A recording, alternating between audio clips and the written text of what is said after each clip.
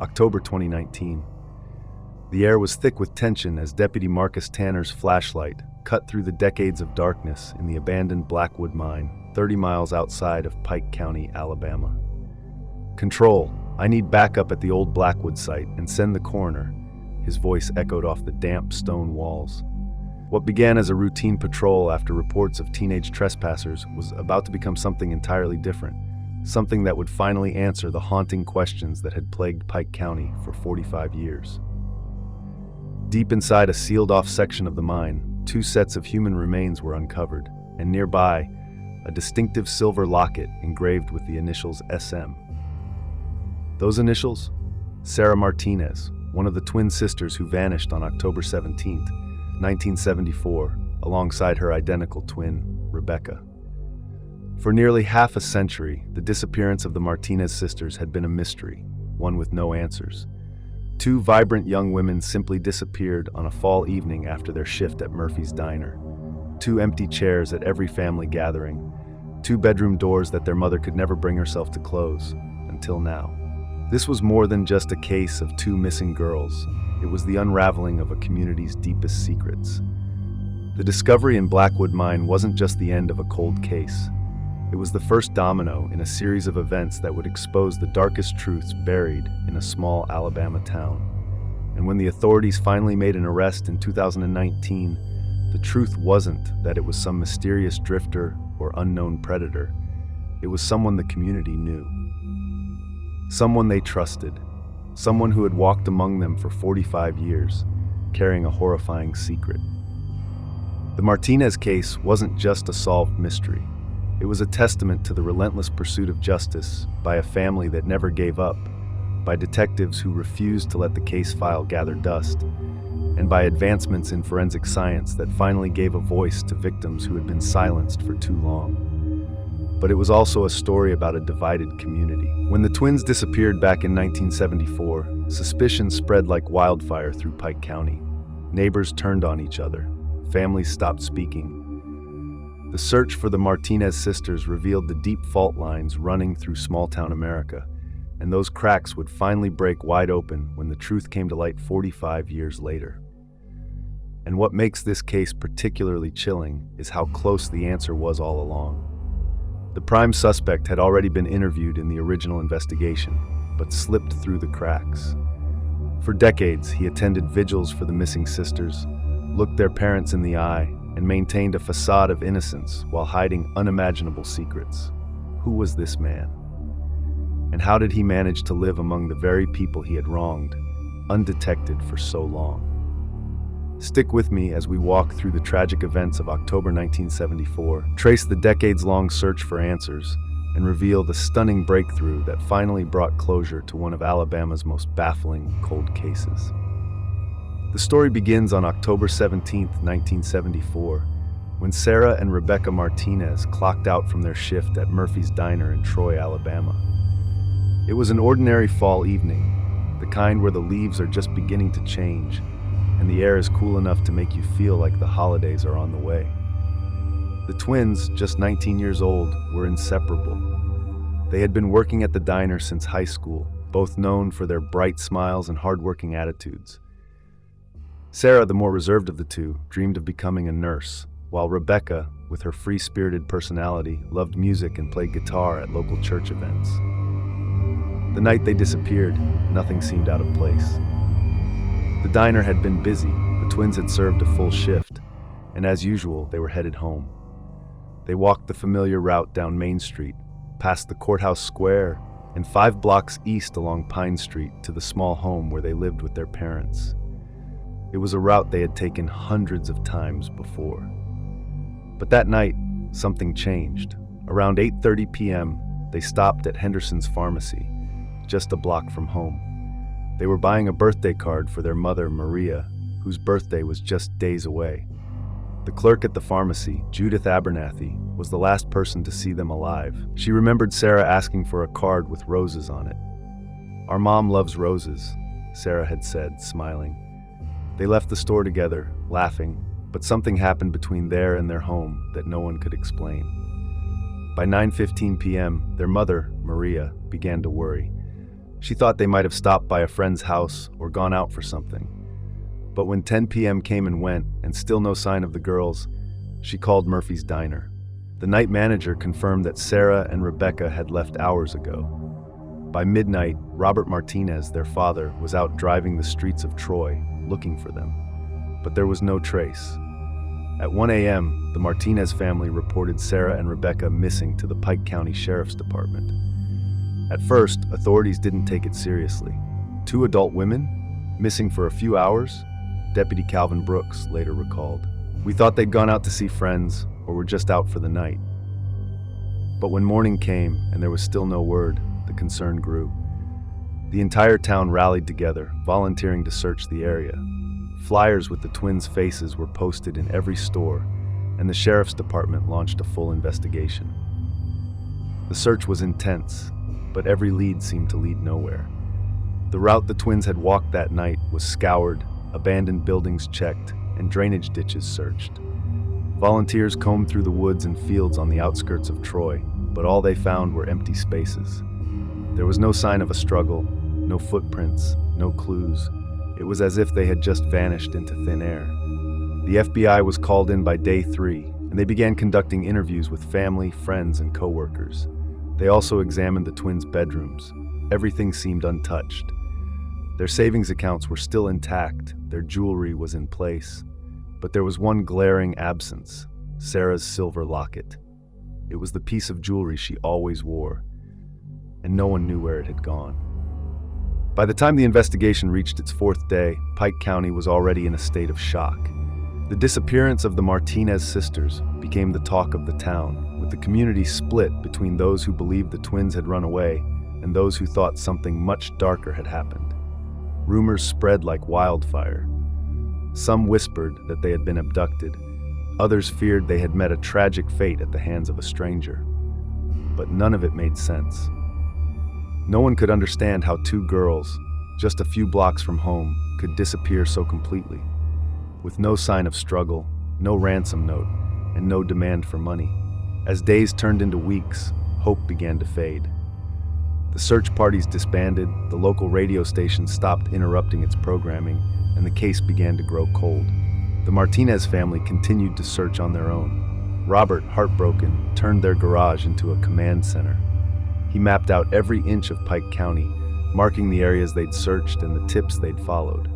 He refused to stop, determined that his daughters were out there somewhere. Maria, meanwhile, remained hopeful, lighting candles and praying every night for her daughters to return. But as the years went by, the case grew colder. Pike County Sheriff Department, stretched thin with limited resources and experience, couldn't keep up with the leads. The case file gathered dust, and the investigation was slowly scaled back. Sarah and Rebecca became just another missing person case, an unsolved mystery that faded into the past, until 45 years later, when an unlikely discovery would finally crack the case wide open. As the years wore on, the case of Sarah and Rebecca Martinez became a painful chapter in the town's history. Every October, like clockwork, the Martinez family marked the anniversary of their daughter's disappearance. The town, too, remembered, but the search for answers began to fade from the headlines. While other cases grabbed the attention of local law enforcement, the Martinez case slowly moved to the back burner. There were no new leads, no fresh evidence. The file on the missing twins sat forgotten in a dusty drawer at the Pike County Sheriff's Department. Yet for Robert and Maria, the search never stopped. Robert Martinez, once a dependable foreman at Blackwell Mining, had left his job to dedicate himself entirely to finding his daughters. His obsessive search consumed him. His home office, now a labyrinth of maps, handwritten notes, and photographs, was his command center. Day after day, he would walk the same routes where Sarah and Rebecca had vanished. His body was exhausted, his health deteriorating, but he refused to slow down. Every morning, he drove to the outskirts of town, checking areas no one else would think to look. By night, he would return to his garage headquarters, updating his search logs and following up on any tip, no matter how small. Maria, on the other hand, remained hopeful, faithful to the belief that her daughters would one day return. Every night, she would light candles and say prayers for Sarah and Rebecca. But her grief was private, something she held within herself, never truly shared with anyone. Her faith became both her refuge and her prison, as she refused to accept the finality of their disappearance. It was as if she couldn't let go of the hope that one day, Sarah and Rebecca would walk through the door again. The world around her may have moved on, but for Maria, time stood still at 8:30 p.m. on October 17, 1974. By the early 1980s, Pike County had changed. The town grew, industries shifted, and new families moved in. The mining industry that once provided steady work to families like the Martinezes slowly started to decline, and with it, the old way of life began to slip away. Yet for Robert, it seemed as though nothing had changed. Every year, as the anniversary approached, he would continue his lonely mission, his physical and mental health deteriorating with each passing year. Maria never stopped praying, but her solitude became even more pronounced, as her own grief turned inward. In 1983, the Blackwell Mining Company, where Robert had worked for years, finally closed down. The mines that had once been the heart of the community were abandoned, much like the case of Sarah and Rebecca. Many people in Pike County assumed the case would never be solved, but Robert and Maria never gave up. They could not accept that their daughters had simply vanished. Their search was not just for closure, it was for justice. Then in 1994, a glimmer of hope appeared. The FBI reopened the case, and with the advent of new forensic technology, there was a chance that a breakthrough could be made. DNA testing had revolutionized criminal investigations, and with it came renewed hope that anything could be found. But by the time they re-examined the physical evidence, it was too late. The evidence that had been collected in 1974 had been stored improperly, making it impossible to use modern forensic methods. Despite this, the Martinez family continued to believe that one day, the truth would be revealed. Years came and went, and Pike County continued to live with the shadow of the Martinez twins' disappearance hanging over them. The case, though technically still open, became part of the town's folklore. The mystery of the missing sisters was retold every year, particularly in October. As the years passed, more theories emerged, some plausible, others purely speculative. Some townspeople believed the girls had run away, others thought it was a stranger who had taken them. The most chilling rumors were about the old Blackwood mine, with whispers of it being a hiding place for bodies. But what no one knew, not even Robert and Maria, was that the answer had been right under their noses all along. It wasn't until October 12, 2019, that the truth would finally come to light, through a routine call about trespassing teenagers at the Blackwood mine. It was just another ordinary Saturday morning in Pike County on October 12, 2019. The air was crisp and cool, the kind of fall day that seemed like any other, except for the discovery that would shake the town to its core. Deputy Marcus Tanner, on a routine patrol in the area, received a call about trespassing teenagers at the old Blackwood mine, a site that had been closed for nearly 40 years. The mine had become a popular hangout for local kids, but Tanner wasn't prepared for what he would find when he arrived. The Blackwood mine was known for being dangerous. Its tunnels and shafts were unstable, and the entrances had long been sealed off with concrete and chain-link fencing. Yet the years of neglect had created weak spots, and the teens had found their way inside. Tanner, thinking it would be another simple case of removing kids from a dangerous place, had no idea that this patrol would unearth one of the most shocking discoveries in Pike County's history. As he entered the mine, Tanner's flashlight swept across the dark, damp stone walls, its beam catching on something strange. He noticed a barrier that seemed different from the others. An odd wall of rocks and timber that didn't look like a natural collapse. Curiosity piqued, Tanner approached the barrier and carefully moved a few rocks aside. The beam of his flashlight landed on something that made his heart stop. There, in a small alcove deep within the mine, were the remains of two bodies, arranged side by side in a way that felt unsettlingly deliberate. Tanner carefully examined the scene, and then his eyes landed on something that confirmed his worst fear. A tarnished silver locket with the initials SM still visible. He knew immediately what he had found. Everyone in Pike County knew about the Martinez sisters. Their faces had been everywhere for decades, And now, 45 years later, the truth was staring him in the face. The discovery of Sarah and Rebecca Martinez's remains would finally solve a case that had haunted the community for nearly half a century. The authorities were quickly notified, and within hours, the site was swarmed with law enforcement. The Alabama Bureau of Investigation, the Pike County Sheriff's Department, and even the FBI arrived at the scene. Forensic anthropologists, structural engineers, and other specialists were brought in to recover the remains. It was a meticulous process, one that required reinforcing the unstable mine shafts and documenting every piece of evidence, down to the smallest fragments of clothing and bone. As the excavation continued, the evidence began to tell a chilling story. The twins had been hidden in a part of the mine that had been sealed off in March of 1974, long before the girls disappeared. Whoever had placed them there knew the mine intimately. They knew where the sealed section was, and they knew that no one would be able to search there. The evidence pointed to someone who had inside knowledge of the mine, a person who had access to it, someone who worked there, and that person, it turned out, had been hiding in plain sight for decades. It wasn't just the location of the bodies that raised suspicion. As forensic tests were conducted, it became clear that Sarah and Rebecca had not just been abandoned, they had been murdered. Both girls suffered blunt force trauma to the head, likely from behind, suggesting they had been attacked unexpectedly. Their bodies were positioned in a way that seemed almost ritualistic, their hands placed together as if in a final, eerie gesture of care. But the most shocking revelation came from a small, overlooked piece of evidence, a microscopic trace of industrial lubricant found on the remains. This specific type of lubricant was used exclusively by Blackwell Mining in the 1970s, and its presence pointed directly to someone with access to the mine's equipment and maintenance operations. The investigation quickly zeroed in on a familiar name, Howard Keller. He had worked as a maintenance supervisor at Blackwell Mining in 1974, and while he had been briefly questioned during the original investigation, he had never been considered a serious suspect.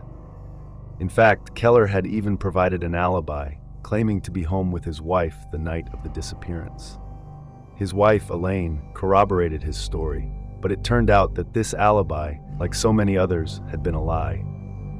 Through modern investigative methods, Keller's past was uncovered, and a chilling pattern of behavior emerged. He had a history of violent behavior toward women, including an assault charge in Mississippi in 1971, though the charges had been dropped. Most disturbingly, Keller had been a regular at Murphy's Diner, where Sarah and Rebecca worked. He had even shown an unusual interest in Sarah, asking about her schedule and attempting to engage her in conversation. Employees remembered him as persistent and odd, but nothing raised alarms at the time. As investigators dug deeper into Keller's life, they found even more disturbing connections. He had attended multiple vigils for the missing twins, often in the background, expressing sympathy for the family. But in retrospect, some of his comments raised eyebrows. "They'll never find those girls looking where they're looking," he once said, a statement that at the time seemed like casual conversation, but now felt like a confession in disguise. The more authorities uncovered, the clearer it became. Keller was hiding in plain sight. He had spent decades among the very people he had wronged.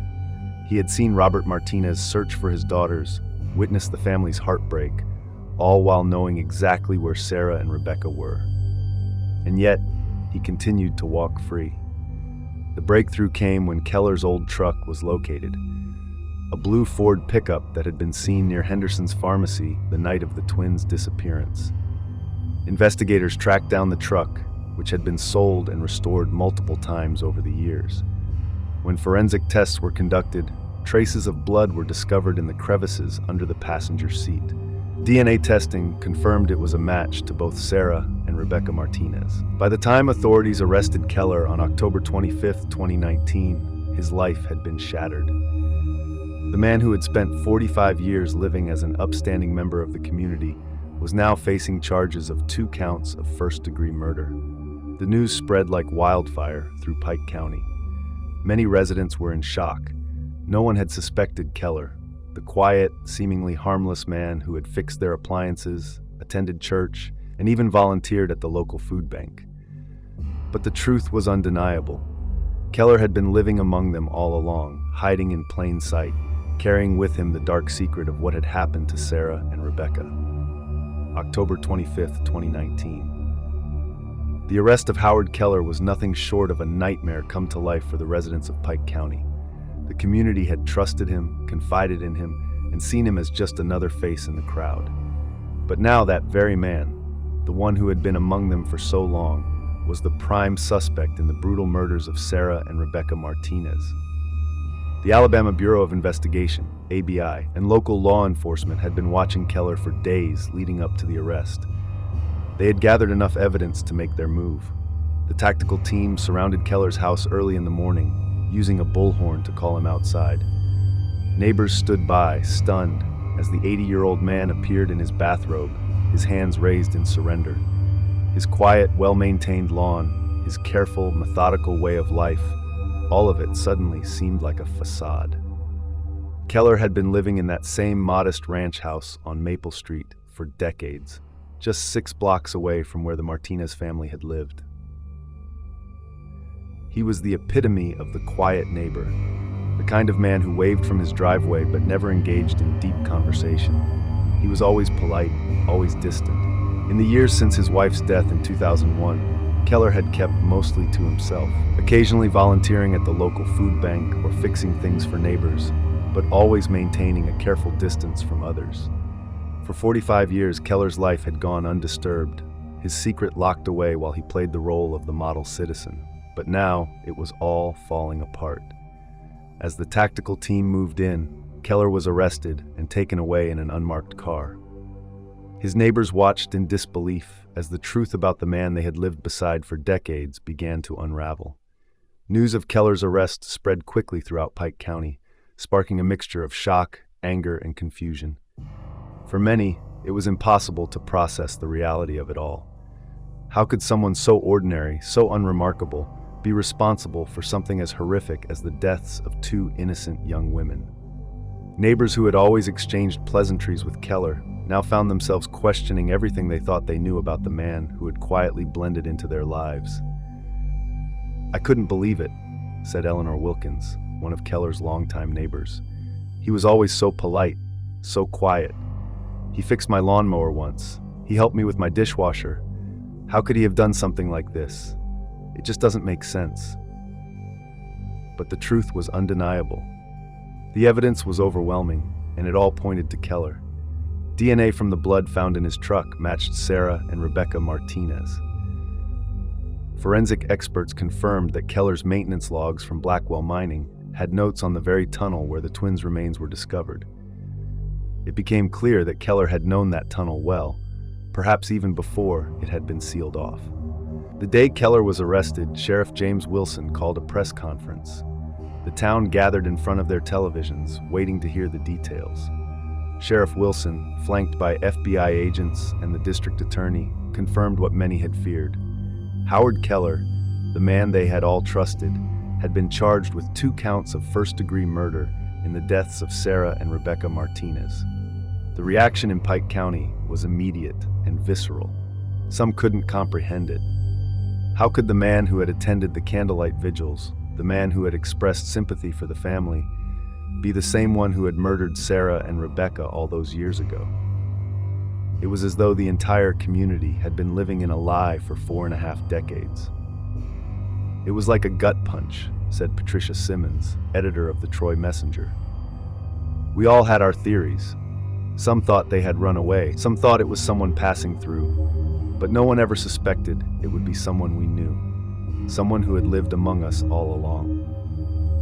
Robert and Maria Martinez, now in their late 80s, were deeply affected by the arrest. Robert, who had dedicated his life to finding his daughters, was finally able to see the man responsible for their deaths brought to justice. For him, it was a bittersweet moment.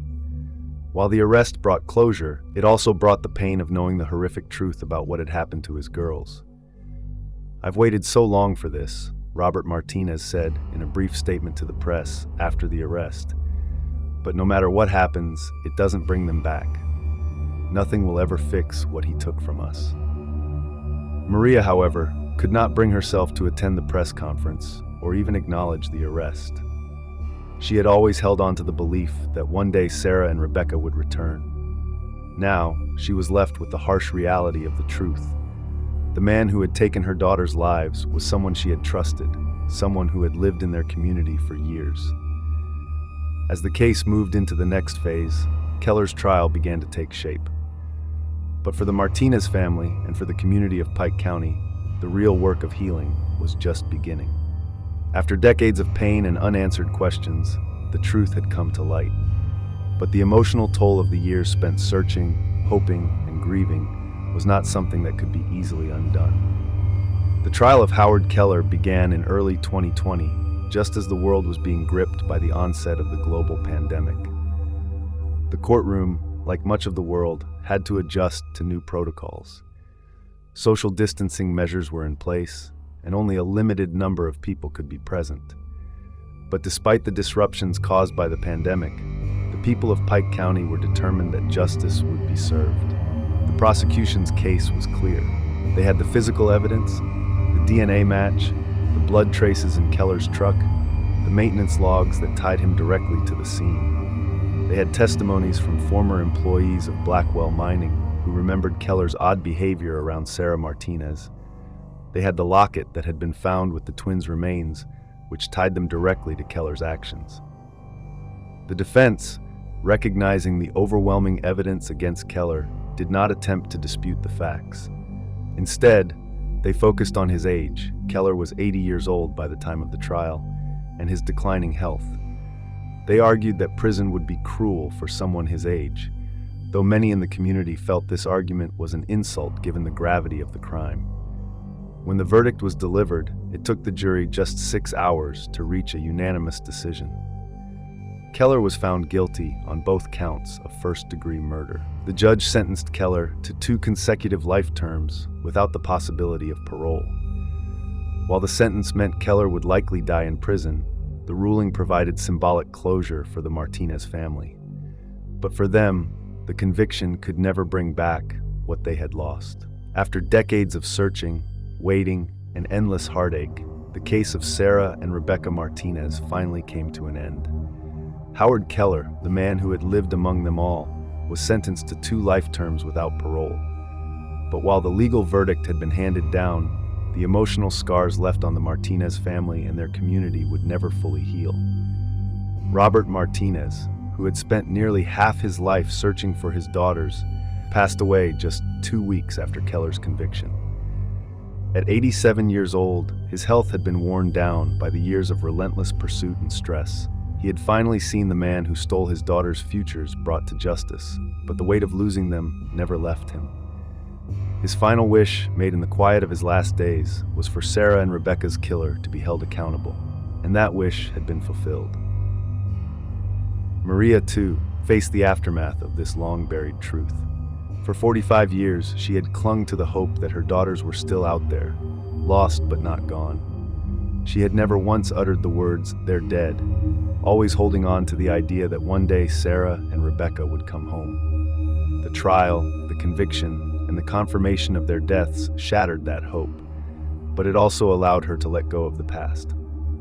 With Robert gone, Maria found the strength to finally pack away her daughter's things. Their rooms, which had remained untouched for decades, were cleared, and their clothes, their books, their guitar, Rebecca's guitar, which Maria had always held on to, were donated to a women's shelter in Troy. It was an emotional release, but one that allowed Maria to honor her daughter's memory, knowing that justice had been served. Lucia, the youngest Martinez child, had always been the emotional anchor of the family. She had stayed close to her parents, supporting them through their grief and their endless search. She had become the public face of the Martinez family, speaking at vigils to the press and standing by her parents' side through all the years of uncertainty. In the wake of her father's passing, Lucia turned her attention to something that would continue her sister's legacy, ensuring that no other family would suffer the way hers had. Together with her brother, Miguel, who had built a successful life in California and rarely returned to Pike County, they established a foundation in Sarah and Rebecca's names. The Martinez Family Foundation would provide grants to law enforcement agencies in Alabama to assist with cold case investigations and the advancement of forensic technology. It was their way of turning the pain of the past into something that could help others, ensuring that Sarah and Rebecca's memory lived on in a meaningful way. The foundation also offered scholarships for young people pursuing careers in criminal justice, ensuring that the legacy of the Martinez sisters would live on, inspiring others to fight for justice in cases that were too often forgotten. In Pike County, life moved on, but the shadow of the Martinez case still lingered. The town, once shaken to its core, was beginning to heal. The people of Troy had lived through decades of uncertainty, whispers, and suspicion. They had learned that even in a small town where everyone knew everyone else, secrets could hide in plain sight for far longer than anyone imagined. The community had been rocked, but through the pain came a renewed commitment to looking out for one another, to keeping an eye on the signs of danger, and to never forgetting the lessons learned from Sarah and Rebecca's disappearance. The case of the Martinez twins had become a cautionary tale, one that was now being taught in local schools as part of a curriculum on community safety.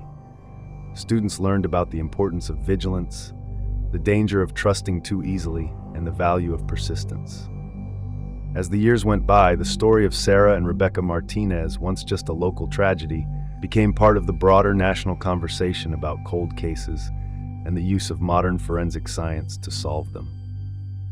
The Martinez case was studied by law enforcement agencies across the country as an example of how the latest advances in technology can finally crack open cases that would otherwise remain locked in the past. As for Pike County, it would never forget the story of Sarah and Rebecca. Every year on the anniversary of their disappearance, the town held a memorial service, not just for the Martinez sisters, but for the entire community, which had been forever changed. The event was a way to remember the lessons learned and to honor those whose lives had been taken too soon. In the end, the case of Sarah and Rebecca Martinez wasn't just about finding their killer. It was about the power of hope, the strength of family, and the relentless pursuit of justice. Their story proved that no matter how much time passes, no matter how cold the case becomes, justice can still be served. It may take decades, but in the end, the truth always comes to light. And for the Martinez family, that truth brought them the peace they had been seeking for 45 years.